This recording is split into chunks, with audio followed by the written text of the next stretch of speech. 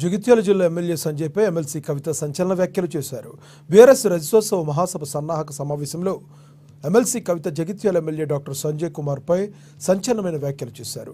MLA Sanjay MP అరవింద్తో ఉంటున్నాడని, ఏ పార్టీలో ఉన్నాడో అర్థం కావడం లేదని ఎద్దేవా చేశారు.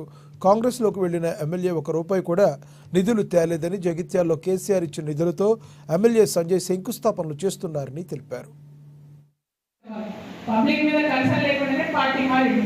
అయితే మొత్తం ఎమ్మెల్యేలే మన పట్టిక వచ్చిందట, ర్యాంకింగ్ ఎవరు ఎట్లా పనిచేస్తున్నారు. ఉన్నది ఎంతమంది ఎమ్మెల్యేలు మన తెలంగాణలో?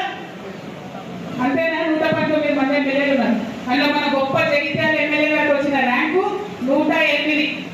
119 మందిలో 108వ ర్యాంక్ వచ్చింది. అంటే అంత గొప్పగా పనిచేస్తున్నాడు సంజయ్ గారు. మరి ఈ గొప్ప పని చేయడానికి అక్కడికి గోవుడు ఎందుకు అనేది ఎవరికి అర్థమైతే లేదు. అట్లనే అసెంబ్లీలో గోరు విప్పింది లేదు, ఒక్క మాట మాట్లాడింది లేదు. మీరందరూ ఇంకొక ముచ్చట గమనించడం లేదు. ఏమైంది? నేను మొన్న టీవీ చూస్తున్నాను, టీవీలో ఫోన్లో వస్తుంది. చూస్తుంటే ఈ మన సంజయ్ ఎమ్మెల్యే గారు, మన అరవింద్ ఎంపీ గారు ఢిల్లీలో కనబడుతున్నారు. నాకు కన్ఫ్యూజన్ అయింది, సంజయ్ బీజేపీ ఏదైనా కాంగ్రెస్లో ఏదైనా. మీకేమైనా అర్థమవుతుందా ఏ పార్టీ ఉన్నాడు? నాకైతే అర్థమైతే లేదు, ఆయన కూడా అర్థమైతే లేనట్టున్నారు. కాబట్టి ప్రజలకు కూడా కన్ఫ్యూజన్ ఉన్నది. ఇంకొకసారి బీజేపీ ఎంపీలో కనబడతారు, ఇంకోసారి కాంగ్రెస్ ముఖ్యమంత్రితో కనబడతారు. అంత కన్ఫ్యూజన్ గందరగోళం ఉన్నది.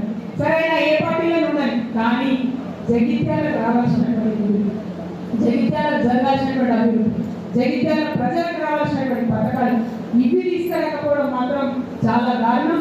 అవి తీసుకొని రావాలని చెప్పి ఎమ్మెల్యే సంజయ్ గారిని నేను డిమాండ్ చేస్తా ఉన్నాను.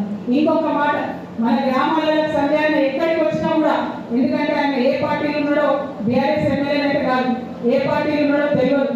వస్తే మాత్రం బాధ్యత